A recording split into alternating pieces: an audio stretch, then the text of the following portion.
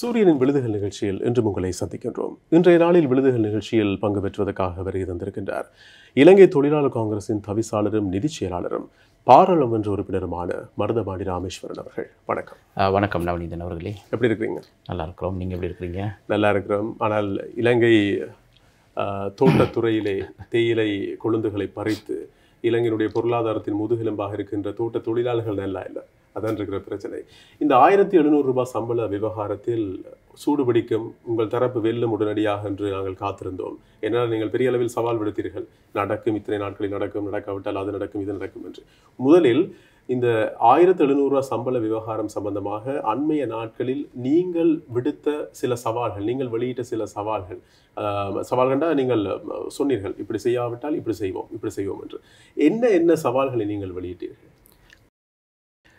உண்மையிலேயே உங்களுக்கு தெரியும், பெருந்தோட்ட தொழிலாளருடைய இந்த சம்பள பிரச்சனைக்கு மட்டும்தான் இவ்வளோ பிரச்சனைக்கு போராட வேண்டிய சூழ்நிலைகளாக ஏற்படுறது ஒவ்வொரு முறையும். நவநீதன் அவர்களே, போன முறை நீங்கள் என்னை சந்தித்த நேரம் அந்த சம்பள சம்பந்தமாக கேட்டீங்க, சொல்லியிருந்தோம். நாங்களும் அந்த வாக்குறுதிகளை கொடுத்துருந்தோம். 1700 ரூபாங்கிறது இன்றைக்கி இருக்கிற பொருளாதார பிரச்சனைக்கு மத்தியில் தான் அவங்களுக்கு நாங்கள் கொடுக்கணும்னு கேட்டதுன்னா அந்த இன்றைக்கி இருக்கிற செலவுக்கு ஏற்றவாறு 1700 ரூபா கொடுக்கணும் அப்படின்ட்டு. பெருந்தோட்ட கம்பெனிகளை பொறுத்தவரை உங்களுக்கு தெரியும், நாங்கள் 1000 ரூபா வாங்குகிற நேரமே 1000 ரூபாயிலேருந்து 250 ரூபா வாங்குறதுக்கு கூடுதலாக வாங்குறதுக்கு பல வருடங்கள் போயிருக்கு. இப்போ அவங்க என்ன நினைக்கிறாங்கன்னு சொன்னால், பெருந்தோட்ட கம்பெனிகள் ஏதோ அந்த பெருந்தோட்டத்தை வாங்கியிருக்கிற குத்தகைக்கு வாங்கியிருக்கிற முதலாளிமார் அவங்க வீட்டிலேருந்து கொண்டு வந்து கொடுக்கணும்னு நினைக்கிறாங்க. யார் நினைக்கிறது அப்படி? அந்த அதுக்கு இருக்கிற கம்பெனி சிஇஓஸ் இருக்கிறாங்க தானே, அவங்க நினைக்கிறாங்க என்னன்னா, அதில் எம்டி இருக்கிறாங்க, சிஇஓஸ் இருக்கிறாங்க. அவங்க என்ன நினைக்கிறாங்கன்னு சொன்னால், பெருந்தோட்ட தொழிலாளிக்கு மட்டும் என்னென்னா உழைப்பெல்லாம் எங்கள் மக்கள் விட்டு, இவங்களுக்கு சம்பளம் வாங்குறதே கம்பெனிஸ் எங்கள் மக்கள் வேலை செஞ்சு காலையிலேருந்து அன்றைக்கி 4 மணி இருந்து வேலை செஞ்சு கொழுந்து பறித்து புல்லு வெட்டி கவாத்து வெட்டி உரம் போட்டு எல்லாம் செஞ்சு கொடுத்து அதில் வர்ற வருமானத்தை தான் இவங்க வாங்குகிறாங்க. இவங்க அதை மறந்துட்டு என்ன சொல்கிறாங்கன்னா, நேற்று ஒருத்தர் சொல்லியிருந்தார், 1700 ரூபா கொடுத்தா வருஷத்துக்கு 37 பில்லியன் ரூபா கொடுக்க வேண்டி வரும் அப்படின்னு. என்னமோ அவங்க வீட்டில் இருந்து அவருக்கு கொடுக்குற மாதிரி. இப்போ எங்கள் மக்கள் வேலை செய்கிறாங்க, கஷ்டப்படுறாங்க, அதுக்கான ஊதியத்தை தான் கேட்குறோம். அதை நீங்கள் போனால் நாங்கள் நீங்கள் சொல்கிறது நியாயமாக இருக்குது. ஆனால் நீங்களும் அதே அந்த தோட்டத்தில் கொழுந்து பறித்து கொண்டு 1700 ரூபாய் சம்பளம் இல்லாமல் கதைத்து கொண்டிருக்கிற ஒரு சாதாரணமான ஊழியர் மாதிரி நீங்கள் கதைக்கிறீங்க. ஆனால் நீங்கள் மக்கள் பிரதிநிதி, பாராளுமன்றத்துக்கு சென்றவர், இலங்கை தொழிலாளர் காங்கிரஸ் தோட்ட தொழிலாளர்களை பிரதிநிதித்துவப்படுத்துகின்ற ஒரு கட்சி என்ற அடிப்படையில் நீங்களும் இதே குறையை சொல்லி கொண்டிருப்பது பலன் இல்லை. நீங்கள் எப்படி தீர்வை குறையன்னு சொல்லலை. ஏன்னா தோட்டத்தில் இப்படித்தானே எல்லாரும் என்னன்னா, நாங்கள் தோட்டத்தில் இருக்கோம், எங்கள் மக்களுடைய கஷ்டம் எங்களுக்கு தான் தெரியும். நாங்கள் உண்மையிலேயே தோட்டத்துலேருந்து வர்றோம். அப்போ அதனால் எங்களுக்கு அவங்களோட கஷ்டம் எங்களுக்கு தான் தெரியும். அப்போ அதனால் வேண்டி நாங்கள் அந்த குறைய சொல்லலைன்னா, கம்பெனிகள் இன்றைக்கி செய்கிற அநியாயங்களை சொல்கிறோம் உங்கள்கிட்ட. இப்போ நீங்கள் என்கிட்ட கேட்குறீங்க 1700 ரூபா என்னாச்சுன்னு, அதுக்கு உங்களுக்கு நாங்கள் நடக்கிற இதை சொல்கிறேன். இப்போ போன முறை நாங்கள் முடிச்சப்போ 3 வருஷம் ஆயிடுச்சு. கம்பெனிகளோட பேச்சுவார்த்தைக்கு அழைச்சோம். அப்போ அவங்க சொன்னாங்க 2 வாரம் கொடுங்கன்னாங்க. நாங்கள் பேசிட்டு வர்றோம். அதுக்கு பிற்பாடு தொழில் அமைச்சரங்களை கூப்பிட்டு சொன்னார், கம்பெனிகளோட பேசியிருக்கிறோம், உங்களோட நிர்ணய இதுகளை கொடுங்கன்னு. அப்போ வாழ்க்கை இப்போ இன்றைக்கி இருக்கிற செலவுகளை போட்டு பார்த்தா கிட்டத்தட்ட 1700 ரூபா தேவை இருந்துச்சு. அப்போ ஒருத்தர் சொன்னாங்க 2000 ரூபா கொடுங்க, ஒருத்தர் 1800 ரூபா கொடுங்கன்னாங்க, ஒருத்தர் 1800 ரூபாங்க. நாங்கள் சொன்னோம், இன்றைக்கி இருக்க வாழ்க்கை செலவுக்கு ஏற்ற மாதிரி 1700 ரூபா கொடுங்க அப்படின்னு. ஏன்னா கம்பெனியும் இருக்கணும், எங்கள் மக்களையும் பாதுகாக்கணும். அப்படி தான் 1700 ரூபான்னு. அது நாங்கள் மட்டும் இல்லை, எல்லா தொழிற்சங்கங்களும் பேசி 1700 ரூபான்னோம். அப்போ அதுக்கு பிற்பாடு தொழில் அமைச்சர் அவங்கள பேசி திருப்பி எங்களோடையும் பேசி எல்லா தொழிற்சங்கத்தோடையும் பேச்சுவார்த்தை நடத்தினார். அப்போ அவர் சொன்னார் என்னென்னா, திருப்பி இப்போ 2 வாரத்துக்கு முன்னுக்கு சம்பள இவங்களை கூப்பிட்டுருந்தார். ஆனால் ஒரு கம்பெனிக்காரவங்க கூட வரல. அதுக்கு அவங்க சொன்ன பதில் என்னன்னா, ஏற்கனவே உள்ள 1000 ரூபா கோர்ட்ஸில் இருக்குது இந்த கேஸு, அதனால இதுக்கு எங்களுக்கு வர முடியாது அப்படின்னு. அவங்க வர முடியாதுன்னா இதுக்கு ஏதாவது தீர்வு வரணும் தானே. அப்போ அதனால் அவங்களுக்கு ஒரு அழுத்தம் கொடுக்குறதுக்கு நாங்கள் கொழும்பில் ஒரு போராட்டம், உங்களுக்கு தெரியும், மக்கள் ஒரு போராட்டம் பண்ணாங்க. அதுக்கு பிற்பாடு 21ஆம் தேதி ஞாயிற்றுக்கிழமை நகரங்களில் ஒரு போராட்டம்னா ஸ்ட்ரைக் இருக்கல, நகரங்களில் ஒரு கருப்பு கொடி போராட்டம் காட்டுங்க. கம்பெனிகளுக்கு ஒரு அழுத்தம். 24ஆம் தேதி சம்பள பேச்சுவார்த்தை, ஒரு கம்பெனிகளும் வரலை. அப்போ தொழில் அமைச்சர்கிட்ட கேட்டால் வரலை என்னன்னு சொன்னால், அதுக்கு கோரமும் இல்லை. என்னென்னா, அதுக்கு இப்போ ஒவ்வொரு தொழிற்சங்கங்களுக்கும் பிரதிநிதிகள் இருக்கிறாங்க. அப்போ அதுலேயே சில பிரதிநிதிகள் வரலை, அதில் வாக்களிக்கிறவங்க வரலை. அப்போ அந்த அளவுக்கு சில தொழிற்சங்கத்தோட பிரதிநிதிகளே அங்கே வரலை. அவங்க தான் வாக்களிக்கணும். வாக்களித்தா தான். போன முறை என்னென்னா, நாங்கள் கோர்ட்ஸ் போகிறதுக்கு எங்களுக்கு அது வெத்துறதுக்கு ஒரு நல்ல சந்தர்ப்பம் இருந்துச்சு. என்னென்னு கேட்டால், ஓட்டிங் மூலமாக தெரிவு செஞ்சோம். இந்த முறை அதுக்கே அந்த தொழிற்சங்கத்தில் உள்ளவங்க சில பேர் வரல, வாக்களிக்கிறவங்களே வரல. அப்போ இந்த அளவுக்கு எங்கள் மக்கள் மேல் அக்கறை இருக்குன்னு நீங்கள் தெரிஞ்சுக்கிறோம். அக்கறை இல்லாமல் இருக்கிறாங்க. அக்கறை இல்லாமல் சரி, இருக்கு. இந்த 1000 ரூபாய் சம்பள விவகாரம் இன்னும் நீதிமன்றத்தில் இருக்கு. அது சம்பந்தமான வழக்குகளுடைய விவரங்களை கொஞ்சம் சொல்லுங்களேன். இல்லை, ஏற்கனவே வந்து நாங்கள் அந்த 1000 ரூபா வந்து அன்னைக்கு இருந்த தொழிலமைச்சர் என்ன செஞ்சாருன்னா, இதே மாதிரி பேச்சுவார்த்தை நடத்துகிற நேரம் இவங்க இதே இழுத்தடிப்பு செஞ்சாங்க. யார் அந்த தொழிலமைச்சு? நிமால் சிறிபால் சிவா அன்னைக்கு தொழிலமைச்சராக இருந்தார். அப்போ நாங்கள் பேச்சுவார்த்தை நடத்துகிற நேரம் இதே மாதிரி தான் அவங்க ஒரு இழுத்தடிப்பு செஞ்சுக்கிட்டு இருந்தாங்க. எங்களுக்கு கொடுக்கலாது வரணும். அப்போ அவர் என்ன செஞ்சாருன்னா, சம்பள நிர்ணய சபைக்கு போய் அன்னைக்கு இருந்த வாழ்க்கை செலவுக்கு ஏற்றவாறு 1000 ரூபாங்கிறத கெசட் பண்ணாங்க. கெசட் பண்ணவங்க தான் அவங்க கோர்ட்ஸுக்கு போனாங்க. அப்போ இலங்கை தொழிலாளர் நாங்களும் கோர்ட்ஸுக்கு போனோம். கோர்ட்ஸுக்கு போயிட்டு அதுக்கு பாரிய விதி நாங்களும் கஷ்டப்பட்டுருக்கோம். அப்போ அதுக்கு போன பிற்பாடு தான் தீர்ப்பு வந்துச்சு, 1000 ரூபா கட்டாயம் கொடுக்கணும். அதுக்கு மேன்முறையீடு செஞ்சுருக்கிறாங்க கம்பெனிகள். இப்போ அவங்க வழக்குக்கு செலவழிச்சிருக்க காசை பார்த்தாலே அவங்களுக்கு இந்த 1000 ரூபா கொடுக்குறது ஒரு சின்ன காசு. இப்போ கோர்ட்ஸுக்கு இவ்வளோ லட்சக்கணக்கில் செலவழிச்சிட்டு வராங்க. ஆனால் அவங்களுக்கு சாப்பாடு போடுற மக்களை மறந்துடுறாங்க. உழைச்சி காலையிலேருந்து உழைக்கிற மக்களை இந்த கம்பெனிக்காரவங்க மறந்துடுறாங்க. இப்போ அதே நிலவரம் தான் இந்த முறையும் ஏற்பட்டுருக்கு. சரி, இப்போ நிறைவேற்ற அதிகாரம் கொண்ட ஜனாதிபதியோடு இருக்கிறீங்க, என்ன செய்யலாம்? உங்களால் என்ன செய்ய முடியாது? அதுதான் உங்களோட பார்வைகள் வேற. அரசாங்கத்துக்கும் கம்பெனிகளுக்கும் தொடர்பு இல்லை. அரசாங்கத்துக்கு பொறுப்பான கம்பெனிகள் 2 தான் இருக்கு. அரசு காணிகள் தானே அவை? அரசு காணிகள் தானே குத்தகைக்கு வாங்கியிருக்காங்க, குத்தகைக்கு வாங்கி வச்சிருக்கலாம். இது ஒரு தனியார் நிறுவனம். இப்போ ஜனாதிபதி நாட்டு நிறைவேற்ற அதிகாரம் கொண்டு இருந்தாலும், நாங்கள் அதில் அமைச்சராக இருந்தாலும், ஜனாதிபதிக்கு ஆதரவு தெரிவித்தாலும் அரசாங்கத்தால் அவங்களுக்கு அழுத்தம் தான் கொடுக்கலாம். அவங்களால ஒரு நிர்ணயிக்க முடியாது, நீங்கள் இதை கொடுங்க அப்படின்னு. அதுதான் தொழில் அமைச்சரோட வேலை. என்னன்னு கேட்டால், போன முறை இப்படி இருக்கிற நேரம் தான் அந்த அன்னைக்கு இருக்கிற அதிகாரத்தை பயன்படுத்தி 1000 ரூபான்னு ஒரு கசட் பண்ணி சம்பள நிர்ணய சபையை கூப்பிட்டு அதில் ஒரு தீர்மானம் எடுத்து வாக்களித்தோம். இப்போ இந்த முறையும் அதை தான் செய்கிறோம். இப்போ இந்த முறையும் 1700 ரூபா கேட்டிருக்கிறோம்.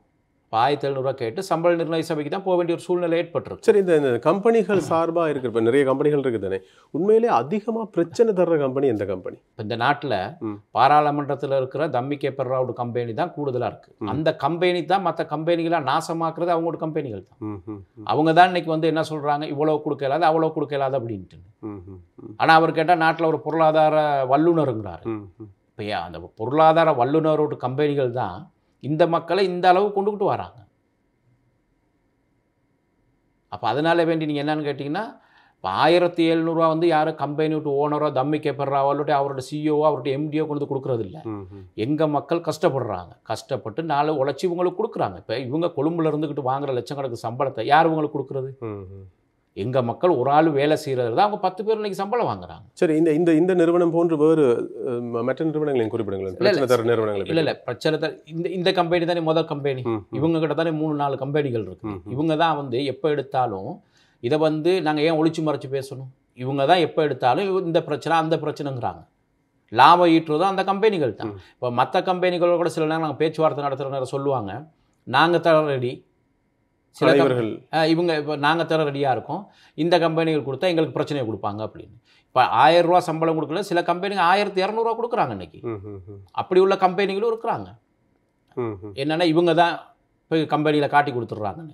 1000 ரூபா கொடுக்குற நேரம் அவங்க மக்களுக்கு 1200 ரூபா கொடுக்குறாங்க. தோட்டங்களும் நல்லா வச்சு. ஏன் அப்படி அதிகமாக சம்பளம் தர்ற கம்பெனிகளோட பெயர்களை நீங்கள் இதுவரைக்கும் பப்ளிக்கா வெளியில் ஏன்னா இப்போ உங்களை பப்ளிக்காக தானே சொல்கிறேன். இப்போ இன்றைக்கு தானே சொல்கிறீங்க? இல்லையே, நாங்கள் பல இதுகளில் சொல்லியிருக்கிறோமே, நேரடியாகவே சொல்லியிருக்கிறோமே. கொடுக்காத கம்பெனிகளும் சொல்லியிருக்கோம், பிரச்சனை உள்ள கம்பெனி. இப்போ நாங்கள் சொல்லணுங்கிறதுல மக்களுக்கே தெரியும் தானே. இல்லை, நான் ஏனைய மக்களுக்கு தெரியும் தானே. சில கம்பெனிகள் பார்த்தீங்கன்னா அவங்களோட வேலை என்னன்னு சொல்லுங்கள், கொழுந்தெடுக்கிறது, மரம் வெட்டுறது, அதில் என்ன வருமானம் இருக்கோ அதை மட்டும் ஹோட்டல் செய்வாங்க, அதுகளை மட்டும் டீ சென்டர் செய்வாங்க, அதோட முடிஞ்சு. சில கம்பெனிகள் 1000 ரூபாய் இதுவரைக்கும் சம்பளம் 1000 ரூபாய் சம்பளத்தை வழங்காத கம்பெனிகளும் இருக்கின்றதானே இதுவரைக்கும்? இல்லை இல்லை இல்லை, அது ஒரு சில தோட்டங்கள் இருக்கு. கம்பெனிகள்னால் ஒரு சில தோட்டங்கள் இருக்கு. அதில் என்ன பிரச்சனைன்னு சொன்னால் அவங்க அந்த கொழுந்துக்கேற்ற காசு கொடுக்குறது, கிலோ கணக்கு கொடுக்குறது, அந்த மாதிரி சில இடங்கள் தான் இருக்குது. இடையில கிலோக்களை குறைக்கிறது, அதை பற்றி கேள்விப்பட்டிருக்கீங்களா? என்ன கிலோ? அதாவது இடையில இப்போ கொழுந்த பறித்த பிறகு கூட நிறுக்கும் போது சில கிலோக்களை குறைவாக நிறுக்கிறது. ஒரு முறை நாங்கள் அது வந்து பல முறை வந்து தொழிற்சங்கங்கிறது இதில் நாங்கள் எங்கள் மக்களே அழைச்சி சொல்லியிருக்கிறோம். அதுக்கு கண்காணி இருக்கிறாங்க, தலைவர்மார் இருக்கிறாங்க, தலைவிமார் இருக்கிறாங்க.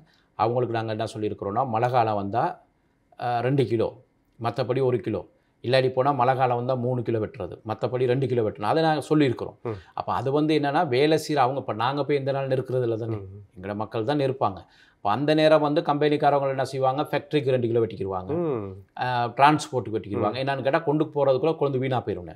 இப்போ அதெல்லாம் என்னென்னா இதெல்லாம் வெட்டுறது எப்படின்னு கேட்டால் இதெல்லாம் சேர்த்து வச்சு தான் இந்த கொழும்புல இருந்துட்டு 10 லட்சம் 15 லட்சம் 8 லட்சம்லாம் சம்பளம் வாங்குறாங்க. அவங்களுக்கு சம்பளம் போகிறது இதில் தான். கம்பெனி நிர்வாகி கம்பெனி நிர்வாகிக்கு எங்கே ஒரு ஆள் வேலை செய்கிறது தான் 10 பேர் சம்பளம் வாங்குறாங்க இன்னைக்கு சும்மா. அப்போ அந்த ஒரு சூழ்நிலை தான் இன்னைக்கு கம்பெனிகள் இருக்குது. கொண்டு போகும்போது விழுகிறது, கொட்டுறது, சிந்துறது, சிதறதுன்ற அந்த கதைகளுக்கு இடம் இல்லாமல் செய்யலாம். அப்படியும் இல்லை, அப்படி செய்ய விழுகிறதும் இல்லை கொட்டுறதும் இல்லை. என்னங்க ஒரு பேக்கில் போட்டு போய் எப்படி கொட்டும் உங்களுக்கு? என்ன போகிறது நேரம் அள்ளி வீசிட்டா போவோம். அப்படி அதை கொண்டு கொடுக்குறது எங்கள் ஆளுகள் தானே கொண்டு கொடுப்பாங்க. பிறகு இப்படி கணக்கு காட்ட முடியும் இல்லை, அது எப்படியுமே அந்த ஒரு அது கொஞ்சம் வாடும் அப்படி இருக்கும். அது எங்கள் மக்களே ஒத்துக்குருவாங்க. என்னன்னு கேட்டால் அப்படி இருக்கும். ஏன்னா தோட்டத்தில் இருக்கிறவங்களுக்கு தானே தெரியும் அது இருக்கும். என்னன்னு கேட்டால் வாடுறதுனால 2 கிலோ 1 கிலோன்னு குறைப்பாங்க. மழை காலம் வந்து அந்த மழை பேக்கோட நெருக்கிறது, பேக்குக்கு ஒரு அமௌண்ட் போயிடும், அந்த மாதிரி தான் வரும். அப்போ அது இல்லை இன்றைக்கி எங்களுக்குள்ள இஷ்யூ. இன்றைக்கி இருக்கிற பிரச்சனை இன்றைக்கி வாழ்க்கைக்கு ஏற்றப்ப எல்லாத்துக்கும் இப்போ அரசாங்கங்கிற நேரம் தனியார் அரசாங்கத்தில் வேலை செய்கிற அரசு உத்தியோகர்களுக்கு சம்பளம் கொடுத்தாங்க, 10,000 ரூபா கூட கொடுத்தாங்க. தனியார் நிறுவனங்கள் சில இருக்குது, அவங்களும் இப்போ எனக்கு உங்களுக்கு தெரியும் ஒரு கடையில் வேலை செஞ்சால் இன்றைக்கி உள்ள விலைவாசி சாப்பாட்டுக்கு வேணும், அந்த கம்பெனிக்காரன் இப்போ உங்கள் முதலாளி உங்களுக்கு கூட கொடுக்குறாரு. போன முறை 25,000 கொடுத்துருந்தாங்கன்னா இப்போ ஒரு 5,000 கொடு 30,000 கொடுக்குறாரு. இப்போ எங்கள் பெருந்தோட்ட மக்களுக்கு மட்டும்தான் அது ஒவ்வொரு முறையும் இந்த பிரச்சனை. அது மனசாலேயே வரமாட்டேங்குது. 100 ரூபாயாவது கூட கொடுக்கணும்ன்ட்டு கேட்டால் நல்ல ஆப்ஷன் கொடுத்துருக்கோம்ங்கிறாங்க. எப்படி 50 ரூபாய்க்கு கொடுக்குற கொழுந்தை 60 ரூபா. ஆனால் இதே நீங்கள் போயிட்டு சிறுதோட்ட முதலாளி போனால் 200 ரூபாய்க்கு வாங்குவாங்க. இப்போ எங்களுக்கு சொல்கிறாங்களா 50 ரூபா கொழுந்து நல்ல ஆப்ஷன் கொடுத்துருக்கோம் 10 ரூபா. அது எப்படி அவங்க கணக்கு பண்ணுறாங்கன்னா 50 ரூபாயும் ஒரு கிலோ கொழுந்து, 30 கிலோ எடுத்தால் 1,500 ரூபாயாம், மாதம் 45,000 ரூபாயாம். அவர் கொழும்புல இருந்து கணக்கு போட்டுருவார். சரியா? அவருக்கு 15 லட்சம் 20 லட்சம் சம்பளம். இப்போ எந்த நாள் எங்களுக்கு 30 கிலோ கொழுந்து எடுக்கிறதுக்கு மலையில் கொழுந்து இருக்கணுமே, இன்னொன்று மழை சுத்தமாக இருக்கணுமே போய் எடுக்கிறதுக்கு. ஒரு சில மலைகளை தோட்டங்களுக்கு போனீங்கன்னா 10 கிலோ 15 கிலோக்கு மேலே எடுக்கல, 12 கிலோ எடுக்கிற தோட்டங்கள்லாம் இருக்குது. அப்போ அவங்க 12 கிலோ 15 கிலோ எடுத்தாங்கன்னு வைங்களே, 500 ரூபான்னு வைங்க, எவ்வளோ வரும்? 750 ரூபா. 100 ரூபா கொடுத்தா கூட எங்களுக்கு பரவாயில்ல, 15 கிலோ எடுத்தால் 1,500 ரூபா வரும். ஆனால் இதே வந்து சிறு தோட்டங்கள் எடுப்பாங்க 200 ரூபா 230 ரூபாய்க்கெல்லாம் எடுப்பாங்க.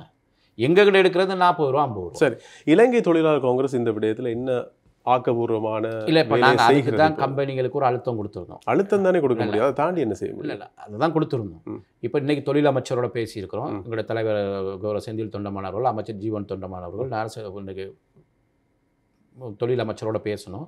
இதுக்கு எங்களுக்கு இந்த வாரத்துக்குள்ளே ஒரு நல்ல முடிவு கொடுத்தாங்க. ஏன்னா இப்போ நாங்கள் அரசாங்கத்தில் இருக்கிறனால நாங்கள் அதை தானே செய்யலாம், மக்களை திருப்பி வீதி கொண்டுட்டு வர இல்லாது. ஏன்னா 10 நாள் வேலை செய்யாமல் போனால் அதில் 10,000 ரூபா போயிடும். கம்பெனிகள் என்ன நினைக்கிறாங்கன்னா அவங்க ஸ்ட்ரைக் அடித்தா எவ்வளோ நாளைக்கு அடிப்பாங்க அப்படின்னு. இவங்களுக்கு ஸ்ட்ரைக்கெல்லாம் இப்போ பாடம் இல்லை. இப்போ வேற ஒரு விதமாக பாடம் படிக்கிறதுக்கு நாங்கள் தயாராக தான் இருக்கோம் தொழிற்சங்கங்கிற ரீதியில். கிட்டடியில் நான் உரலிய பக்கம் போயிட்டு வந்தேன். சம்பள பிரச்சனை எல்லாம் பெரிய பிரச்சனையே இல்லை, தொண்டமான் குடும்பம் நினைச்சா எங்களுக்கு எல்லாம் சம்பளம் தரலாம் என்று சொன்னாங்க. அது உண்மையா? ஏழுமா அப்படி? தொண்டமான் அதான் அரசாங்கத்தோட பேசி வாங்கி, அரசாங்கம் இல்லை, தொண்டமான் குடும்பம் நினைச்சாலே, தொண்டமான் குடும்பம் நினைச்சா அப்படி கொடுக்குறாங்க. அவங்க அரசாங்கத்தில் இருக்கனால அவங்க தானே பேசி வாங்கி கொடுக்குறோம். அப்படிதான் இல்லை, அந்த செல்வம் அந்த சொத்து மதிப்பு எல்லாம் அப்படிலாம் சொல்றாங்களே, அது அப்படின்னா 1 மாசத்துக்கு கொடுக்கலாம். இலங்கை தொழிலாளர் காங்கிரஸோட சொத்தெல்லாம் விற்றா நாங்கள் ஒரு 2 மாதம் 3 மாதம் சம்பளம் கொடுக்கலாம். சரி, குடும்பத்தினுடைய சொத்து அதுதான் சொத்து, அதான் சொத்தா? இல்லை, சாதாரணமாக பொதுமக்கள் பேசலாம். இலங்கை தொழிலாளர் காங்கிரஸ் தொண்டமானோட சொத்துக்களை விற்றா ஒரு 3 மாதத்துக்கு சம்பளம் கொடுக்கலாம். இலங்கை தொழிலாளர் காங்கிரஸோட சொத்து விற்றா எல்லா தோட்ட தொழிலாளர்களுக்கும் 3 மாதங்கள் கொடுக்கலாம். நான் இதை கேளுங்களேன், ஏன் தம்பிகை பெறாவோட சொத்தெல்லாம் வித்துட்டு சம்பளத்தை கூட்டி கொடுங்கல்ல? இல்லை, அவர் அரசியல் பிரதிநிதியாக என்னங்க பாராளுமன்றத்தில் இருக்காருங்க. அவர் நீ அது சும்மா தேசிய பட்டியலில் வந்து சரி எதில் வந்தாலும் அவர் ஒரு அரசியல் மக்கள் பிரதிநிதியாக மக்கள் முன் நின்று வாக்குறுதி வழங்கி தேர்தல் அவருக்கு சரி. இப்போ அவர் ஒரு சொன்னாங்க எல்லாரும் என்னன்னா, தம்பிகை பெறா வந்து இப்போ நான் பேரை சொல்லித்தானே உங்களோட சொல்கிறேன், தம்பிகை பெறா வந்து ஜனாதிபதி வேட்பாளராக வரப்போறேன்னாரு. அப்போ அவர் சொன்னார், நான் வந்தால் நாட்டை இப்படி கொண்டு வந்துடுவேன் அப்படி கொண்டு வந்துடுவேன்னாரு. நாட்டுக்கே ஜனாதிபதியாக வர்ற ஒரு கம்பெனி தான் இன்றைக்கி சம்பளமே கொடுக்க இல்லாதுங்கிறாங்க. சரிதானே? ஏன் அவர்கிட்ட கேளுங்க, நீங்கள் உங்களோட சொத்தெல்லாம் விற்றுப்புட்டு நீங்கள் இந்த உங்களுக்கு 1,700 ரூபாயை விடுங்களேன், 1,500 ரூபா கொடுங்கன்னு சொல்லுங்கள். சரி, உங்களுடைய இலக்கு என்ன? 1,500 ரூபா இலக்கு? நான் சொல்கிறேன், நீங்கள் பொதுவாக 1,700 ரூபான்னு பேசுகிறீங்க. உண்மையிலே கூட இலக்கு எது? எதிர்பார்ப்பு என்னன்னா 1,700 ரூபா நீங்கள் கேட்டிருக்கோம். எது எதிர்பார்ப்பு? இல்லை, எங்களோட எதிர்பார்ப்பு 1,700 ரூபா குறைந்தபட்சம். அது வந்து சில நேரங்களில் குறையெல்லாம் கூட. நான் சொல்கிறேன் என்னென்னா, நாங்கள் 1,700 ரூபான்னு கேட்குறோம். என்னென்னா இன்றைக்கி இருக்க என்னென்னா இதுக்கு சம்பள நிர்ணய சபைக்கு போகிறோன்னா அங்கே இருக்கிற அந்த புள்ளி விவரங்கள் அதை வச்சு தான் நாங்கள் 1700 கேட்டோம். இல்லாட்டி போனால் நாங்களும் 2000 கேட்டிருக்கலாமே. நாளைக்கு யாராவது 2000 வாங்கி கொடுக்குறாங்கன்னா இலங்கை தொழிலாளர் காங்கிரஸ் முழுமையான ஆதரவு கொடுக்கும். அவங்க எந்த ரோட்டில் கூப்பிட்றாங்களோ அங்கேருந்து நாங்கள் ஆர்ப்பாட்டம் பண்ணுறோம். அதெல்லாம் ஒன்றும் பிரச்சனை இல்லை. சரி, இந்த 1700 சம்பளத்தை இந்த குறிப்பிட்ட நாட்களுக்குள் வழங்காத பட்சத்தில் பதவியை விட்டு விலகுவோம் என்று உங்களால் சவால் விடுக்க முடியுமா? இல்லை, நாங்கள் ஏன் பதவி விட்டு விலகலான்னு விலக போகலாம்? அழுத்தம் பிரயோகிக்கிறதுக்கு இல்லை, அழுத்தம் இல்லை. பதவி விட்டு விலகிறதால சம்பளத்தை வாங்கி கொடுக்க முடியாது. இல்லை, அழுத்தம் என்பது கேட்கறது ஒரு நாள் நாங்கள் சந்திக்கிறதும் கேட்கறதும் தொழிற்சங்கம் டீ குடிக்கிறதும் எழும்புறதும் வர்றதும் இல்லாம அந்த தொழிற்சங்க பலமும் இதுவும் இலங்கை தொழிலாளர் காங்கிரஸ்கிட்ட இருக்குது. அதனால தான் நாங்கள் சொல்கிறோம் என்னன்னு கேட்டால் நாங்கள் அழுத்தம் கொடுத்து வாங்கி கொடுக்குறோம் அப்படின்னு சொல்லி. இப்போ இலங்கை தொழிலாளர் காங்கிரஸ் மட்டும் இல்லையே அந்த இதில் கூட்டு சைன் பண்ணுறதுல இன்னும் பல தொழிற்சங்கங்கள்லாம் இருக்கிறாங்க. அரசாங்கத்தில் இருக்கிறவங்க தானே. அரசாங்கத்தோட தொழிற்சங்கம் எல்ஜேடபிள்யூ அரசாங்கத்தோட ஐக்கிய தேசிய கட்சியோட தொழிற்சங்கம் தானே. அந்த ரெண்டு தானே நாங்கள் தானே இது பண்ணுறது. கூட்டு காமெடி இருக்கிறார் ராமநாதன். சரியா? நாங்கள் அதனால சம்பளம் வாங்கி கொடுக்க நாங்கள் விலகுவோம் அதெல்லாம் சொல்லி அரசியல் செய்யணுங்கிற அவசியம் இல்லை. அரசாங்கத்தோடு இருக்கிறோம்.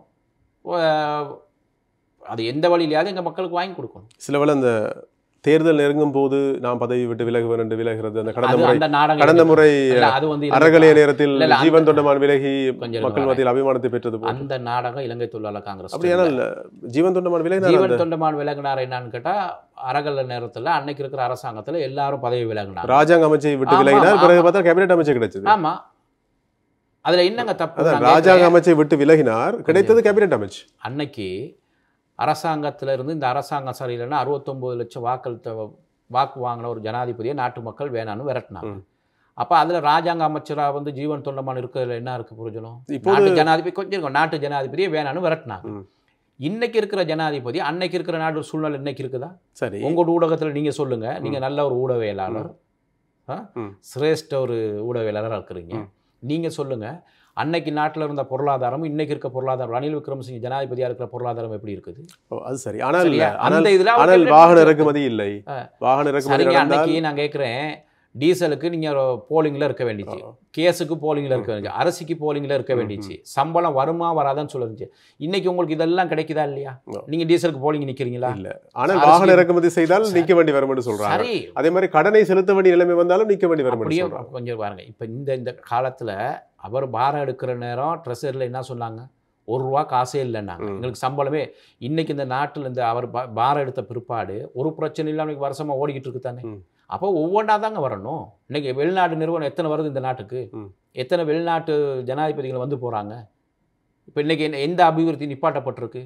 நிப்பாட்டப்பட்ட அபிவிருத்தியெல்லாம் பழையபடி கொஞ்சம் கொஞ்சமாக ஆரம்பிச்சுட்டு வரோம். அப்போ ஒவ்வொன்றா தானே. ஒன்றுமே உங்களுக்கு சாப்பிட்றதுக்கே அரிசி இல்லாத நேரம். இன்றைக்கி அதெல்லாம் விட்டுட்டு போய் நீங்கள் வாகனத்தை மட்டும் இறக்குங்கன்னா நீங்கள் நானும் ஒரு வாகனத்தை வாங்கிட்டு தான் உட்காந்துருக்கோம். அப்போ இப்போது அந்த அரசாங்கத்தின் தேவைக்காக வாகனங்கள் இறக்குமதி செய்கிற நாடு நாடு ஒன்று வச்சுக்கிறோங்க. நம்ம எல்லாம் இந்த நாட்டுள்ள குடிமக்கள்.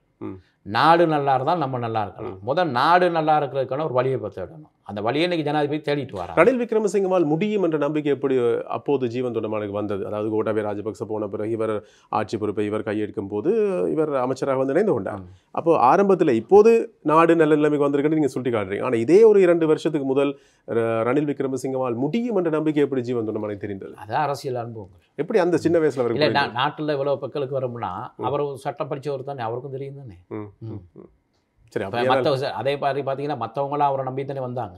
இப்போ அதே மாதிரி இவருக்கு ஒரு நம்பிக்கை இருக்குது. சட்டம் படிச்சிருக்கா, அவருக்கும் தெரியும் இந்த நாடை இந்த யாரோட இருந்தால் கொண்டு முன்னோக்கி போடலாம்னா அதனால அவருக்கு சப்போர்ட் பண்ணார். சரி, இப்போ எந்த கட்சி என்றாலும் மே தினத்தை சிறப்பாக செய்ய போகிறது. ஏன்னா இலங்கையை பொறுத்தவரையில் இலங்கையில் மட்டும்தான் மே தினம் அப்படின்றது கட்சிகள் தங்கள் பலத்தை காட்டுற ஒரு நாளாக இருக்கிறது. பொதுவாக இது தொழிலாளர்களுக்கான தினம். ஆனால் தொழிலாளர்கள் சம்பளம் இல்லாமல் கஷ்டப்பட்டுட்டு இருக்காங்க, அடுப்பெரிக்க முடியல, சாப்பிட்றதுக்கு வழி இல்லாமல் கஷ்டம் சிரமம் ஏராளம். ஆனால் இலங்கையில் தமது கட்சியின் பலத்தை காண்பிப்பதற்கான ஒரு தினமாக தான் மே தினம் இருக்குது.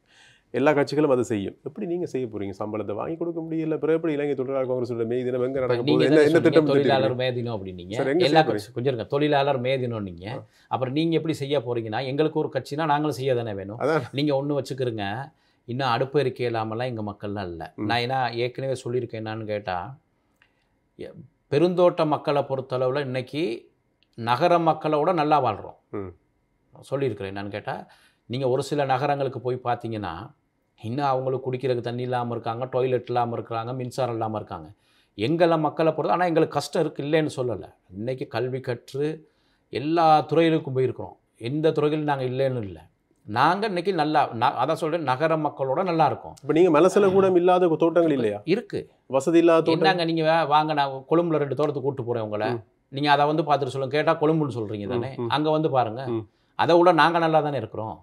சரியா? அப்போ அதனால வேண்டி எந்த நாளும் எங்கள் மக்களை குறைச்சே அடை போடக்கூடாது. அடுப்பு பற்ற வைக்கலாமல் இருக்காங்க, அதெல்லாம் இருக்குது. ஆனால் எங்களுக்கு கஷ்டம் இருக்குது, இல்லைன்னு சொல்லலை. ஆனால் ஒப்பீட்டளவில் குறைவாக இருக்குன்னு சொல்கிறேன். குறைவாக இருக்குது. இப்போ நீங்கள் 4 நகரத்தில் போய் பார்த்தீங்கன்னா, நான் பேரை சொல்லலை, இந்த இப்போ நம்ம இருக்கிற பூமிக்குள்ளே போய் வாங்க, நான் ஒரு 4 தோட்டத்தை கொண்டு காட்டுறேன். அங்கே உள்ள சூழ்நிலையை பாருங்கள். அங்கே மாதிரி இன்னும் வாலி எடுத்துகிட்டு காலையில் 6 மணிக்கு நிற்கிறாங்களான்னு பாருங்கள். எங்களுக்கு தேவைப்பட்டால் தேலை காட்டுக்காவது போயிட்டு வந்துடுவோங்க. அந்த சுதந்திரம் இங்கே இல்லையே. அப்போ அதனால வேண்டி எந்த நாளும் வந்து நீங்கள் சொல்லக்கூடாது. என்னன்னு கேட்டால், இன்னும் தோட்டத்தில் இது இல்லாமல் இருக்காங்களா, எங்களை வந்து பாருங்கள், எங்களோட வாழ்க்கை தரது. இன்றைக்கி எங்களை பொறுத்தளவில் என்னென்னா, படித்து எல்லா துறையில் இருக்கிறோம் தானே. அப்போ படிப்படியாக நாங்கள் முன்னேறி வந்திருக்கிறோம், இன்னும் வர்றோம், இன்னும் வந்துடுவோம். அதனால தான் நாங்கள் சொல்கிற இந்த கல்விக்கு முக்கியத்துவம் கொடுக்குறது. என்னன்னு கேட்டால், இவங்ககிட்டயே இந்த தொழில், ஆனால் இருப்பிடம் எங்களோட தோட்டம் தான், காணி எங்கள் காணி. அப்போ அப்படி முன்னேறி இப்போ இவ்வளோ காலம் வந்துட்டோம், இன்னும் கொஞ்சம் காலம் இருக்க எல்லாரும் வந்துடுவோம். சரி, இப்போ கடைசியாக நடந்த கூட்டமும் முடிவில்லாமல் முடிந்து விட்டது. சம்பள இப்போ மே தினத்தை பற்றி சொன்னீங்க. அப்போ மே தினம் இலங்கை தொழிலாளர் காங்கிரஸ் நிச்சயமாக நாங்கள் வைப்போம். பிரமாண்டமா? எஸ். சம்பளத்தை வாங்கி தர முடியல. இல்ல கேள்வி எல்லாம் மக்களுக்கு உரிமை இருக்குது. எங்கிட்ட கேள்வி கேட்க நாங்கள் வந்து ஒரு மக்கள் பிரதிநிதி. மக்களுக்கு உரிமை இருக்குது, எப்போ வேணாலும் எங்கிட்ட கேள்வி கேட்க. அதனால் நாங்கள் அவங்களுக்கு பதில் சொல்கிறதுக்கு எங்களுக்கு கடமை இருக்குது. ஒவ்வொரு கட்சியோட இதுகள் இருக்குது. மே தினங்கிறது தொழிலாளருடைய இதுகள் கொண்டாடுறது. அப்போ இலங்கை தொழிலாளர் காங்கிரஸுக்கு அந்த உரிமை இருக்குது. நாங்களும் இந்த முறை கோட்டக்குளையில் இலங்கை தொழிலாளர் காங்கிரஸ் மே தினம் வைக்கிறோம். அது எல்லாத்துக்கும் அழைப்பும் கொடுக்குறோம். அதனால வேண்டி சம்பளத்தை வாங்கி கொடுக்கல, நீங்கள் எப்படி மே தினம் வைக்கலான்லாம் கேட்கலாது. நாங்கள் எவ்வளோ மக்களுக்கு அது மக்கள் தான் தீர்மானிக்கணும். இல்லாடி போனால் கூட்டங்களுக்கு வரமாட்டாங்க தானே. சரியா? இந்த முறை எங்களுக்கு மக்களே அழைப்பு கொடுத்துருந்தாங்க, தலைவர் பொதுச் செயலாளருக்கு ஸ்தாபனத்துக்கு கட்டாயம் இந்த முறை மே தினம் வைக்கணும் அப்படின்னு. அப்போ எங்களோட தலைவர் செந்தில் தொண்டமான், பொதுச் செயலாளர் ஜீவன் தொண்டமான், நான் 3 அதே எங்களோட அரசியல் பிரதிநிதிகள் உயர்மட்ட கூட்டம் கூடி மே தினம் வைப்போன்னு முடிவு எடுத்திருக்கிறோம். அப்போ அதனால மற்ற கட்சிக்கு வைக்க உரிமை இருக்குமா இருந்தால், இப்போ நீங்கள் சும்மா ஒரு எடுத்துக்கங்களேன், 69 லட்சம் பேர் வாக்களித்து விரட்டி அடிக்கப்பட்ட ஒரு கட்சிக்கு மே தினத்தை வைக்க முடியுமா இருந்தால், நாங்கள் இவ்வளோ இதுகள் வாங்கி கொடுத்த இலங்கை தொழிலாளர் காங்கிரஸுக்கு ஏன் வைக்க முடியாது? சரி, இப்போ நான் கேட்க வந்த விஷயம், இறுதியாக சம்பள விவகாரம் சம்பந்தமாக நடந்த கூட்டத்தில் எந்த தீர்வும் இல்லாமல் கூட்டம் கலைந்து போயிருக்கிறது. அடுத்த கூட்டத்துக்கு நினைக்கிறேன் இன்னும் ஒரு 10 தினங்கள் அல்லது 9 தினங்கள் இருப்பதாக தெரிகிறது. திகதிகள் வைக்கல. நாங்கள் இன்னைக்கு அதான் சொன்ன, முதல்ல அரசியல் பலத்தை தான் நீ பிரயோகிக்க வேண்டிய சூழ்நிலைகள் இருக்குது. எப்படி பிரயோகிப்பீங்கன்ற சொல்லுங்கள், விளக்கம் பார்ப்போம், பொறுத்திருந்து பாருங்கள். என்ன சாதாரண மனசில் இல்லை, இப்போ என்னென்னா அரசாங்கம் தான் அரசாங்கத்தால் இதுக்கு வந்து ஒரு தீர்மானம் கொண்டு வர முடியாது. அரசாங்கத்தில் வந்து நாளைக்கு பெருந்தோட்ட கம்பெனிகளுக்கு ஒரு ஓர்டர் போடாத இவ்வளோ கொடுங்கணும். ஏன்னா நீங்கள் இதில் பார்த்துருக்கணும், என்னென்னா கடந்த 1000 ரூபா சம்பள நேரம், இப்போ நான் யாரையும் குறை சொல்லலை, இதுக்காக நான் யார்கிட்ட இருந்து பதிலும் கேட்கல நான். அப்போ அன்னைக்கு இருந்த அரசாங்கத்தில் என்ன செஞ்சாங்கன்னா, 100 ரூபா கொடுங்க, நாங்கள் 50 ரூபா கொடுங்க. நாங்கள் அன்றைக்கி டீ போர்டில் லட்சக்கணக்கான காசுகள் இருந்துச்சு. ஆனால் அன்றைக்கி இருந்த பெருந்தோட்ட அமைச்சராலேயோ அன்றைக்கி இருந்ததில் வாங்கி கொடுக்க முடியலை. அரசாங்கம் அவ்வளோ பவராக இருந்து கூட வாங்கி கொடுக்க முடியலை. அதைத்தான் சில பேர் தெரிஞ்சுக்கணும். நாங்கள் இப்போ இன்றைக்கி வந்து எதிர்கட்சியில் இருக்கிறவங்க இவங்க அரசாங்கத்தில் இருக்க வாங்கி கொடுக்குறதுனா அது அவங்களே அவங்க கண்ணை குத்திக்கிறது. அதே மாதிரி நாங்கள் சொல்ல இல்லாத அன்னைக்கு இருந்தாங்க, அவங்களால வாங்கி கொடுக்க முடியும், எங்களால் அது நாங்கள் எங்கள் கண்ணை குத்திக்கிறது. அரசாங்கத்தால் அந்த கம்பெனிகளுக்கு ஒரு அழுத்தம் கொடுக்கலாம். அதனால் அரசாங்கத்தில் கம்பெனிகளுக்கு வந்து ஓர்டரை போட இல்லாது. சம்பள நிர்ணய சபைக்கு தொழில் அமைச்சருக்கு அந்த பொறுப்பு இருக்குது. அதை அவர் போன முறை அதே மாதிரி தான் நிமால் சிறிபால்வர் செஞ்சார். ஏன்னா இந்த முறை நேராக நாங்கள் அதை செஞ்சுருக்கலாம். அதுக்கு வாக்களிக்கிற தொழிற்சங்க பிரதிநிதிகளே வரல. சரியா? அப்போ அந்த கோரம் இல்லாதனால தான் இல்லாடி போனால் நேற்று அதுக்கு வாக்கெடுப்புக்கு விட்டு அதை செஞ்சுருக்கலாம். அப்போ நீங்கள் பார்த்துக்கிறோன்னு எப்படி நாடகம் இருக்குதுன்னு பார்த்துக்கிறோம். சரி, எப்படி நாங்கள் தேர்தலுக்கு முன்பாவது இந்த தீர்வு அவ்வளோ தூரம் போக மாட்டோம். அப்படியே. சரி, வேலுக்குமார் அவர்கள் பாராளுமன்ற உறுப்பினர், அவர் சொல்றார், ஜீவன் தொண்டமான் பேசுவதெல்லாம் பச்சை போய் பேசுகின்றார். ஹந்தானியில் தனக்கு ஏதோ காணிகளை வச்சிருக்கிறேன்னு சொல்லி தன் மீது பகிரங்க குற்றச்சாட்டை பாராளுமன்றத்தில் சுமத்தினாராம். முடிந்தால் நேரடியாக வந்து அளந்து காட்டட்டுமாம் எத்தனை ஏக்கர் எத்தனை பர்ச்சஸ்ல காணி வச்சிருக்காரு. இவரையும் அவரை போய் தனியாக கண்டு பேசுறாரு. அப்ப பேசுறதுனால தான் பச்சை போய் அவர் பார்த்துருப்பாரு. இல்ல, பாராளுமன்றத்திலேயே பச்சை போய் தான் பேசுறாரு. அவர் பாராளுமன்றத்தில் அவருக்கு அந்தானியில் காணி இருக்குன்னு சொல்லியிருக்காரு. இவர் இல்லைன்னா சரி, இவர் இல்லைன்னா அவர் அதை நிரூபிச்சு காட்டிட வேண்டியது. எப்படி நிரூபிக்கிறது? இவர் போய் அளந்து காட்டுறதா? எப்படி அவர் தானே சொல்றாரு அந்த அணையில் ஒரு காணி இருக்குன்னு, அங்கே உள்ள மக்கள் என்ன அந்த நேரம் மக்களுக்கு பிரித்து கொடுத்த காணியில் இருக்குன்னு சொல்லியிருக்காங்க. அதை அவர் அமைச்சர் சொல்லியிருக்கிறாரு. இவர் இல்லைன்னா இவர் அதை சொல்ல வேண்டியது. இவர் நேர வரட்டாமே எங்க அந்தானிக்கு வரட்டாம். அவர்கிட்ட பேச சொல்லுங்க. தனி இப்போ நீங்கள் சொன்னீங்க தானே பச்சை எங்களையும் வரட்டாம் கூட சரி. அவர் நீங்கள் என்ன சொன்னீங்க, நான் தான் முதல்ல சொன்னேன் தானே, மற்றவங்கள பற்றி கதைக்கிறதுக்கு நான் ரொம்ப விரும்ப மாட்டேன். சரியா? நீங்கள் சொன்னீங்க அப்படின்னா ஜீவன் தொண்டமான் பச்சை பொய் பேசுகிறார். இவர் ஏன் அவரை தனியாக சந்திச்சு பேசுகிறாரு? தனியாக சந்திச்சு பேசுறதுனால தானே அவர் பச்சை பொய்ன்னு சொல்கிறாரு. நேரடியாக பேசியிருந்தா பிரச்சனை இருந்திருக்காது. அப்போ அவர் பேசிட்ட பச்சை பொய் எங்களுக்கு என்னன்னு தெரியாது. இவர் அவர்கிட்ட போய் பேசுனது பெல. சரி, அந்தானையில் காணி இருக்கிறது என்பதுக்கான என்ன ஆதாரம்? அதை நீங்கள் அந்தான மக்கள்கிட்ட கேளுங்க, அவங்க சொல்லுவாங்க. இல்லை, உங்களிடம் என்ன ஆதாரம் இருக்கு? இல்லை, நான் சொல்லலையே, உங்கள் தரப்பு. சரி, அதுதானே இப்போ நாங்கள் இப்போ இருக்குங்கிறனால தானே சொல்லியிருப்பார் அவர். சரிதானே? இருக்குங்கிறனால அவர் சொல்லியிருக்காரு காணி இருக்குன்ட்டுன்னு. அப்போ அந்த அந்த மக்கள்கிட்ட போய் கேட்க சொல்லுங்க. சரி, இப்போ இந்த தேர்தல் சூடுபிடிக்கிற காலகட்டத்தில் ஜனாதிபதி பெசில் ராஜபக்ச உள்ளிட்ட பல சந்திப்புகள் நடந்துட்டு இருக்கு. உங்கள் தரப்பையும் பெசில் ராஜபக்ச தனியாக சந்தித்தாரா? இதுவும் கலந்துரையாடல்கள் நடந்தது? இல்லை, அரசியலில் எது வேணாலும் நடக்கல தானே. இப்போ எங்களை பல கட்சிகள் தலைவர்கள் சந்திச்சுக்கிறாங்க. இப்போ யார் ஜனாதிபதி வேட்பாளராக வரணுங்கிறாங்களோ அந்த கட்சிகளில் எங்களை தலைவர் பொதுச் செயலாளர் எங்களை ஸ்தாபனத்தை பல முறை வந்து சந்திச்சுட்டு போயிருக்காங்க. சரி, இப்போ இலங்கை தொழிலாளர் காங்கிரசுடைய தலைவர் செந்தில் தொண்டமான், இலங்கை தொழிலாளர் காங்கிரசுடைய பொதுச் செயலாளர் ஜீவன் தொண்டமான், இலங்கை தொழிலாளர் காங்கிரசுடைய பொருளாளர் தவிசாளர் மருதபாடி ராமேஸ்வரன் அவர்கள், இந்த 3 பேரையும் அல்லது அந்த 2 பேரை சந்தித்த தலைவர்கள் யார் யாருன்னு சொல்லுங்க. இல்லை, அதெல்லாம் அரசியல் தானங்களே. நான் என்ன சொல்கிறேன்னா, இலங்கை தொழிலாளர் காங்கிரஸுங்கிறது ஒரு தொழிற்சங்கம், அரசியல் கட்சி. இதில் யார் வேணாலும் வந்து எங்களோட பேசலாம். யார் பேசி இல்லை, நான் யார் வேணாலும் எங்களோட பேசலாம். நாங்கள் யார் வேணாலும் பார்க்கலாம். எங்களை பார்க்கறதுக்கு நிறைய பேர் வந்திருக்கிறாங்க, பேசியிருக்கிறோம். அதனால அதை வந்து நான் உங்கள்கிட்ட சொல்லலாம் தானே, பகிரங்கமாக சொல்லலாம் தானே. இப்போ நாட்டில் உள்ள ஜனாதிபதி ஜீவன் தொண்டமானா இருந்தால், நாட்டில் உள்ள பிரதமர் செந்தில் தொண்டமானா இருந்தால் நாங்கள் சொல்லலாம், இந்த கட்சியில் உள்ளவர் வந்து சந்திச்சுட்டு போனால் எங்களை பக்கல. நாங்கள் இந்த நாட்டில் ஒரு சிறுபான்மையினம், ஒரு அரசியல் கட்சி, ஒரு தொழிற்சங்கம். எங்களை சந்திக்கிறது பல அரசியல் கட்சி தலைவர்கள் வந்திருக்கிறாங்க, பேசியிருக்கிறாங்க. அப்போ தேர்தல் வர்ற நேரம் அதுக்கான விடைகள் வரும். சரி, நீங்கள் தொடர்ச்சியாக மஹிந்த ராஜபக்ச தரப்போடு சேர்ந்து இணைந்து அரசியல் செய்த ஒரு தரப்பாக தான் இருக்கிறீங்க, நீண்ட கால அரசியல் என்று எடுத்து பார்க்கும்போது. இனிமேலும் நம்புறீங்களா ராஜபக்சகளோட? நாங்கள் இன்னைக்கு ரணில் விக்ரமசிங்கே அவரோட தான் இருக்கோம். இல்லை, இனி எதிர்காலத்தில் இல்லை, நான் என்ன சொல்கிறேன்னா, நீங்கள் ஒன்று நல்லா தெளிவாக வச்சுக்கோங்க. நாங்கள் வந்து பெரும்பான்மை அரசியல் கட்சி இல்லை, நாங்கள் வந்து சிறுபான்மை இன கட்சி. நாங்கள் வந்து ஒரு சிறுபான்மை இனம். எங்களுக்கு வந்து எந்த அரசாங்கம் வருதோ அந்த அரசாங்கத்தோட பேசி தான் நாங்கள் வேலை செய்யணும். நாளைக்கு வேறு யாரும் ஒன்றுமே இல்லாமல் 3ஆம் தரப்பு யாராவது ஒரு ஜனாதிபதியாக வந்தால் அவரோட சேர்ந்து நாங்கள் வேலை செய்யணும். அப்போ தான் வந்து எங்கள் மக்களுக்கு, இப்போ நான் பார்த்து இப்போ நீங்கள் சொல்கிறீங்களா அந்த சம்பள பேச்சு, இந்த மாதிரி நாங்கள் அரசாங்கத்தில் இருந்து தானே ஏதாவது சாதிக்கணும். இப்போ எங்கள் மக்களுக்கு இவ்வளோ தூரம் அரசாங்கத்தில் இருந்தனால தான் நாங்கள் வர்ற ஒவ்வொரு அரசாங்கத்தோடையும் பேசி பேசி பேசி பேசி சந்திரிகா பண்டாரநாயக்க குமாரத்தவங்களோடு இருந்திருக்கிறோம். சரி, அவங்க இருக்கிற நேரம் தான் தோட்டங்களுக்கு மின்சாரமே கொண்டுட்டு வந்தோம். நாங்கள் அன்றைக்கி சந்திரிகா பண்டாரநாயக்க குமாரத்தவங்களோட அரசாங்கத்தில் பொதுஜன பெருமன அரசாங்கத்தில் இல்லாமல் இருந்திருந்தா மின்சாரமே வந்திருக்காது. சரி, இப்போ நாட்டில் இன்றைக்கி பார்த்தீங்கன்னா பெரும்பான்மையின மக்களுக்கே மின்சாரம் இல்லை. சில போய் பாருங்கள், கிராமங்களுக்கு மின்சாரம் இல்லை. அதுக்கு பிற்பாடு ரணில் விக்ரமசிங்கே அவர்கள் பிரதமராக இருந்திருக்காரு, அவரோட நாங்கள் இருந்திருக்கிறோம். மைத்ரிபால சிறிசேனா அவர் இருந்திருக்கார் ஜனாதிபதி, அவரோட இருந்திருக்கிறோம். ஜெயவர்தன் அவர் ஜனாதிபதியாக இருந்தார், அவரோட நாங்கள் இருந்திருக்கிறோம். டிபி விஜய் தூங்க இருந்த நேரம் இருந்திருக்கிறோம்.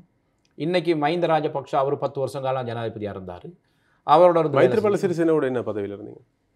அவர் ஜனாதிபதியாக இருந்தார் தான். அந்த நேரத்தில் நீங்கள்? நான் மாகாண அமைச்சராக இருந்தேன். மாகாண அமைச்சர். மத்திய அரசாங்கத்தில் என்ன? மத்திய அரசாங்கத்தில் நாங்கள் இருக்கல. மத்திய அரசாங்கத்தில் வந்து முத்து சிவலிங்கியா வந்து குறிப்பிட்ட காலம் வந்து பிரதி அமைச்சராக இருந்தார். மாகாண அமைச்சராக இருந்தேன். அவர் மாகாண அமைச்சராக தேவையான இது தலைவர் செந்தில் தொண்டமான வந்து ஊவா மாகாணத்தில் அமைச்சராக இருந்தார். அந்த அமைச்சுக்கு தேவையான உதவிகள் அன்றைக்கி செஞ்சுருக்கிறார் அவர். மத்திய அரசாங்கத்தில் வந்து நாங்கள் வேறு கட்சியாக இருந்தாலும் இலங்கை தொழிலாளர் காங்கிரஸ் ஹார்மோன் தொண்டமான் மேலே உள்ள பற்றுக்கு அவர் எங்களுக்கு உதவி செஞ்சிருக்காரு. மைத்ரிபால சிறிசேனா நாங்கள் இல்லைன்னு சொல்லலாதே. அதுக்கான அனுமதியை அப்போது என்ன மனோ கணேசன் தரப்பு வழங்கி இருக்கிறது. அது எங்களுக்கு செய்வது இல்லை. எங்கள் கட்சியில் பலம் இருக்கும், நாங்கள் எங்கே இன்னொருத்தவங்கள்ட்ட போய் கேட்கணும். எங்கள் கட்சிக்கு பலம் இருக்குது. அன்னைக்கு இருக்க நாட்டில் யார் ஜனாதிபதியாக இருக்காங்களோ அவங்களோட பேசி நாங்கள் வாங்கி செய்கிறதுக்கு எங்கள்கிட்ட பலம் இருக்குது. இல்லை, இப்போ அன்றைக்கு நான் பார்த்தேன் ஒரு மேடையில் பேசும்போது பழனிதி காம்பரம் சொல்கிறார், இனி வருகின்ற அரசாங்கத்தில் யார் யாரை சேர்ப்பது என்று சஜித் பிரேமதாச தரப்புக்கு இவர்கள் தான் கையை காட்டுவார்களாம். இவர்கள் கை அசைத்து சரி என்று சொல்லாத பட்சத்தில் அவர்கள் இணைத்துக் கொள்ள மாட்டார்களாம். உங்களுக்கு தான் அது சொல்லப்படுகிறது. இல்லை, அது எங்களுக்கு அந்த நோக்கம் தேவையும் இல்லை தானே. இப்போ அது அவருடைய கருத்து தானே. இப்போ அவர் என்ன சொல்கிறாரு, சஜித் பிரேமதாசோடு நீங்கள் இணைய வந்தாலும் அவர்கள் அனுமதிக்கணுமா? அது அவங்களோட கருத்து. இலங்கை தொழிலாளர் காங்கிரஸ்க்கு ஒன்று இருக்குத்தானே, சரியா? அப்போ அதனால வேண்டி யாரோட சேரணும் யாருக்கோட இருக்கணுங்கிறத நாங்கள் முடிவு பண்ணணும், சரிதானே? இன்னொன்று எங்களை யார் சேர்த்துக்கணுங்கிறத அந்த கட்சியுடைய தலைவர் தானே, சரியா? அப்போ அதனால வேண்டி இப்போ மைத்ரிபால சிறிசேன ஜனாதிபதியாக இருக்கிற நேரம் இவங்க எல்லாருமே அந்த மைத்ரிபால சிறிசேனோட பாராளுமன்றத்தில் இருந்தாங்க. இவங்க இல்லாட்டி பாராளுமன்றத்தை கலைக்கக்கூடிய சூழ்நிலையும் இருந்துச்சு, ஆட்சி கவுற சூழ்நிலையும் இருந்துச்சு. ஆனால் அதே மைத்ரிபால சிறிசேனோட நாங்கள் உதவி வாங்கி மக்களுக்கு வேலை செஞ்சுருக்கிறோம். சரி, மைத்ரிபால சிறிசேனை பற்றி பேசுகிறதால சொல்கிறேன். நீங்கள் ஒரு அரசியல் கட்சி, ஒரு பழுத்த அரசியல் அனுபவத்தை கொண்ட ஒரு கட்சியினுடைய உறுப்பினர், தவிசாளர். மைத்ரிபால சிறிசேனுடைய அண்மை கால தொடர்ச்சியாக அவர் சர்ச்சைக்குரிய முடிவுகளை எடுத்திருக்கிறார். பரபரப்பான ஒரு அரசியல்வாதி தான். இப்போ அண்மை கால அவருடைய முடிவு விஜயதாச ராஜபக்சவை அங்கே தலைமைத்துவ பதவியில் நியமிக்கிறதுக்கான முடிவு எடுத்தது, அதே மாதிரி உறுப்பினர்களை கட்சியை விட்டு அனுப்பியது, எல்லாமே படுதோல்வியாக இருக்கிறது. எப்படி பார்க்குறீங்க இந்த நகர்வை நீங்கள்? அவருடைய அரசியல் அறிவு, ஞானம், இவற்றை நீங்கள் எப்படி பார்க்குறீங்க? எப்படி உங்களுடைய கட்சிக்குள் பேசினீர்கள் இது பற்றி? அவருக்கும் எங்களுக்கும் தொடர்பு இருக்கு. நான் அது அவர் சம்பந்தமா பேச நான் விரும்பல. இல்ல, உங்களுடைய கருத்து சாதாரண ஒரு அரசியல் பிரதிநிதியாக உங்களுடைய எண்ணம், உங்களுடைய கருத்து இல்ல இப்படித்தானே. அது ஒரு ஸ்ரீலங்கா சுதந்திர கட்சிங்கிறது ஒரு பெரிய கட்சி. அது முன்பு, இப்போது அப்படி கிடையாது. அது ஒரு பெரிய கட்சி, பெயர் இருக்கு தானே, ஸ்ரீலங்கா கட்சிக்கு தானே பெயர் இருக்குது. அது அண்மை கால செயல்பாடுகள் எல்லாத்துக்குமே தெரியும். அதனால இன்னொரு கட்சியை நாங்கள் குறை சொல்றதோ அந்த தலைமைத்துவம் எடுத்த முடிவு சரியில்லைன்னோ நான் சொல்ல விரும்பலாது. இல்லை, பொதுவாக உங்களோட கருத்து என்ன? இல்லை, நான் அதை தான் கருத்து சொல்ல விரும்பலன்ட்டேன் நான். ஆனால் உண்மையிலே ஒரு அரசியல் பிரதிநிதியாக கருத்து சொல்ல விரும்பவில்லை என்று சொல்வது ஒரு பதிலாக இருக்காதுன்னு ஏதாவது ஒரு கருத்தை சொல்லி ஆகும். இல்லை, அவர் செஞ்சது பிள்ளைன்னு நான் சொன்னா சரியா? இல்லை, நீங்கள் எப்படி பார்க்குறீங்க? இல்லை, அதான் நான் சொல்லணேன். விரும்பலைன்னா நீங்கள் தெரிஞ்சுக்கிறணும், அதில் ஏதோ இருக்குன்னு நினச்சிக்கலாம் தான். குறைபாடு இருக்குன்னு நீங்கள் சொல்கிறீங்க. அதை விரும்பலை. எப்படி நல்லாட்சி அரசாங்க காலகட்டத்தில் மஹிந்த ராஜபக்சவை கஷ்டத்தில் போட்டாரோ அதே மாதிரி இப்போது விஜயதாச ராஜபக்சவையும் கஷ்டத்தில் போட்டாருன்னு சொல்கிறாங்க சில பேர். இது முடிச்சோன்னா அதுக்கு உங்களுக்கு பதில் சொல்கிறேன்.